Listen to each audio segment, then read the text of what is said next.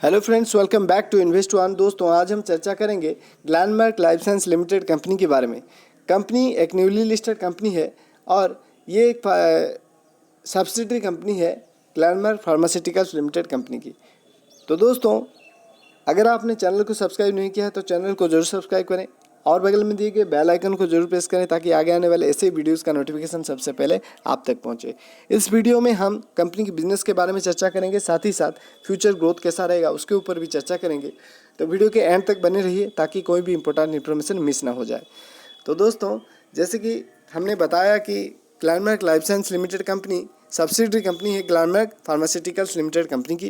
Glenmark pharmaceuticals limited company पहले से ही NSE और बीएसई पर लिस्टेड थी और ये कंपनी रिसेंटली अपना आईपीओ लेके आया था और न्यूली लिस्टेड कंपनी है। कंपनी की बिजनेस की अगर बात किया जाए तो company high value active pharmaceutical ingredients manufacture करता है जो कि क्रिटिकल डिजीजेस के लिए यूज होता है। तो कंपनी की बिजनेस सेगमेंट की अगर बात किया जाए तो कंपनी की दो बिजनेस सेगमेंट है। जैसे जो पहला बिजनेस सेगमेंट की बात किया जाए तो generics and complex API manufacture करता है जिससे कि कंपनी को 90% की रेवेन्यू जनरेट होता है। तो दूसरा सेगमेंट की बात किया जाए तो contract development and manufacturing operations, जिसको कि शॉर्ट में बोला जाता है CDMO। तो इस सेगमेंट से कंपनी को 8% की रेवेन्यू जनरेट होता है। तो पहला सेगमेंट की बात किया जाए तो पहला सेगमेंट में जो कंपनी एपीआईज मैन्युफैक्चर करता है, जो कि company high value active pharmaceutical ingredients जो कि क्रिटिकल डिजीजेस के लिए यूज़ होता है, जैसे कि cardiovascular disease, diabetes, pain management और न्यूरो डिसऑर्डर जैसी क्रिटिकल डिजीजेस के लिए जो एपीआईज मैन्युफैक्चर होता है। कंपनी इस तरह की एपीआई मैन्युफैक्चरिंग करने में एक लीडिंग मैन्युफैक्चरर है और इस सेगमेंट से कंपनी को एक अच्छा खासा रेवेन्यू जनरेट होता है। तो दूसरा सेगमेंट CDMO बिजनेस की अगर बात किया जाए तो दूसरी कंपनियां जो रहती हैं उनको जो रिक्वायरमेंट्स रहती हैं, जो उनकी रिक्वायरमेंट्स के अकॉर्डिंग कंपनी डेवलपमेंट करता है और मैन्युफैक्चर करता है मॉलिक्यूल्स को और उनको प्रोवाइड करता है, जिससे कि कंपनी को रेवेन्यू जनरेट होता है। तो ये दूसरा सेगमेंट की बात किया जाए तो दूसरा सेगमेंट कंपनी पिछले 3 सालों से कॉन्ट्रैक्ट डेवलपमेंट और मैन्युफैक्चरिंग एक्टिविटी में काम कर रहा है।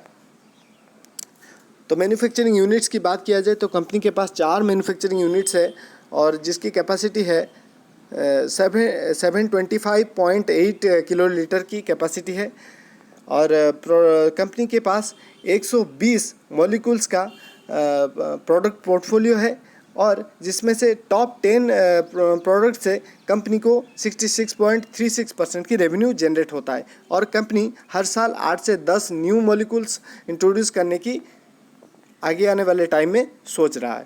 तो कंपनी की जो ग्लोबल बिजनेस की अगर बात किया जाए तो कंपनी इंडिया के अलावा भी कई सारी कंट्रीज़ में अपना बिजनेस को चलाता है, जैसे कि Europe, north America, Latin America, Asian countries and other part of the world. तो कंपनी की जो एक्सपोर्ट बिजनेस के कारण कंपनी को 43% की रेवेन्यू जनरेट हो पाता है। R&D फैसिलिटीज़ की अगर बात किया जाए तो कंपनी अपने R&D के लिए 213 पर्सन्स को एंगेज किया है अपने R&D लेबोरेटरी में, जो कि अपना टोटल मैन पावर की 14% की मैन पावर वहाँ पर एंगेज किया हुआ है।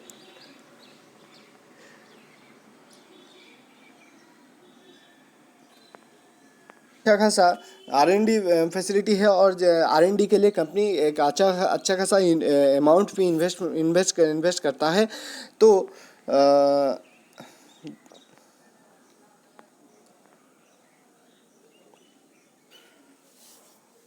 तो दोस्तों, अगर कंपनी की क्लाइंट बेस की बात किया जाए तो कंपनी की एक अच्छा खासा क्लाइंट बेस है। अगर बात किया जाए टॉप 20 कंपनीज़ की, तो टॉप 20 ग्लोबल जेनेरिक कंपनीज़ में से 16 कंपनीज़ कंपनी की क्लाइंट हैं और जिसमें से कि टॉप 5 क्लाइंट से including Glenmark pharmaceutical parent company. तो टॉप 5 कस्टमर्स से कंपनी को 56% की रेवेन्यू जनरेट हो पाता है। तो कंपनी की एक फ्यूचरिस्टिक एम है कि कंपनी के पास जितने भी मैन्युफैक्चरिंग यूनिट्स है और तो उन सारे यूनिट्स को उन यूनिट्स की कैपेसिटी को डबल करने की कंपनी आगे आने वाले 2-3 साल के अंदर सोच रही है। और कंपनी अपना जो ग्लोबल बिजनेस है और ग्लोबल बिजनेस को दुनिया भर में जितने भी कंट्रीज़ हैं, फ़िलहाल तो कंपनी 6 से ज़्यादा कंट्रीज़ में अपना बिजनेस को रन करता है। और आगे आने वाले टाइम में कंपनी की एम है कि ये ज़्यादा से ज़्यादा कंट्री में अपना बिजनेस को रन कर पाए। और जिस तरह की बिजनेस में कंपनी काम करता है, जिस तरह की एपीआईज़ कंपनी मैन्युफैक्चर करता है, जैसे कि high value APIs for critical diseases, तो हार्ट की बीमारी मान लीजिए, नर्व की बीमारी मान लीजिए, कि या फिर डायबिटीज़ की बीमारी, या फिर जो जिस तरह की कंपनी जो बीमारियों के लिए दवाइयाँ मैन्युफैक्चर करता है, तो उस तरह की बीमारी एक बार किसी पेशेंट को लग गया तो पेशेंट एक बार में ठीक नहीं हो जाता है, उसको कंटिन्यूअसली मेडिसिन दवाइयाँ लेना पड़ता है। तो जिसके वजह से कंपनी को एक रिपीटेड रेवेन्यू जनरेट होने की मोर देन 95% की चांसेस है, चांसेस नहीं है, रिपीटेड रेवेन्यू जनरेट ही होता है। तो जिसके वजह से कंपनी अपना ग्लोबल फुटप्रिंट को इंक्रीज़ करने की सोच रहा है।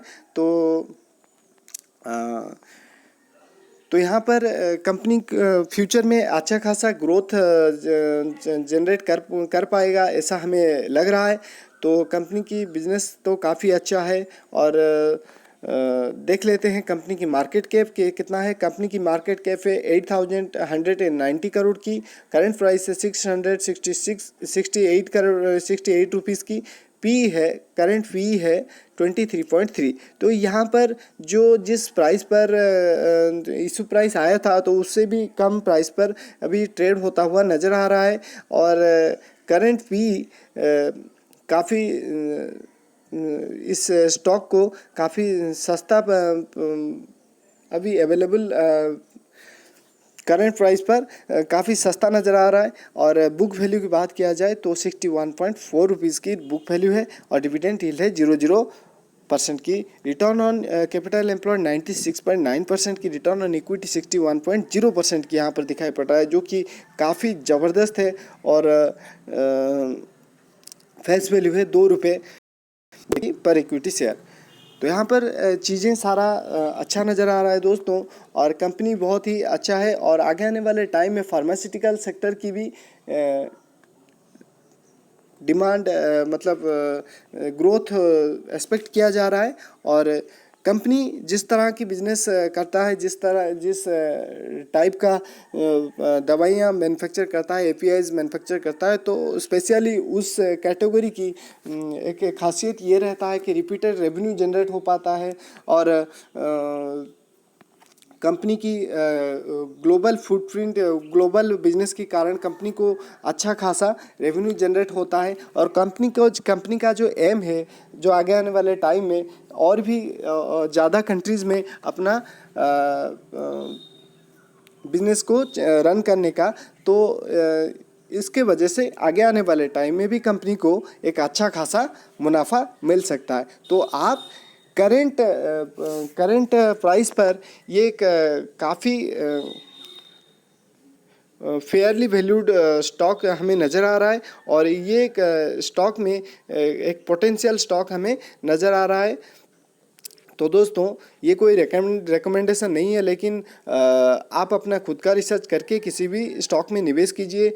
और कंपनी की अगर बात किया जाए तो और रिटर्न ऑन कैपिटल एम्प्लॉयड काफ़ी अच्छा जनरेट करके दिया है। पिछले 3 सालों की ट्रैक रिकॉर्ड की बात किया जाए, रिटर्न ऑन इक्विटी मतलब शेयर होल्डर्स के पैसों पर ये 100 रुपये हर 100 रुपये पर पिछले 3 सालों से ये 100 रुपये कमा के दिया है अपने इन्वेस्टर्स को। कंपनी टोटली डेब्ट फ्री है, ये एक बहुत ही अच्छी साइन है। और डेब्टर डेज की अगर बात किया जाए, मतलब कंपनी का जो बिजनेस जो रहता है, कंपनी जो सेल्स करता है, तो कंपनी के पास कितने दिनों में उसकी पैसा आता है। तो डेब्टर डेज पहले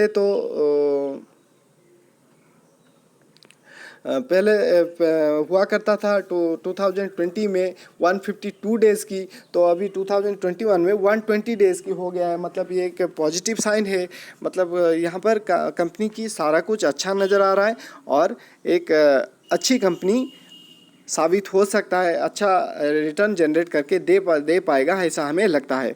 तो दोस्तों, वीडियो के एंड तक देखने के लिए बहुत बहुत धन्यवाद। बाय बाय, मिलते हैं अगले वीडियो पर।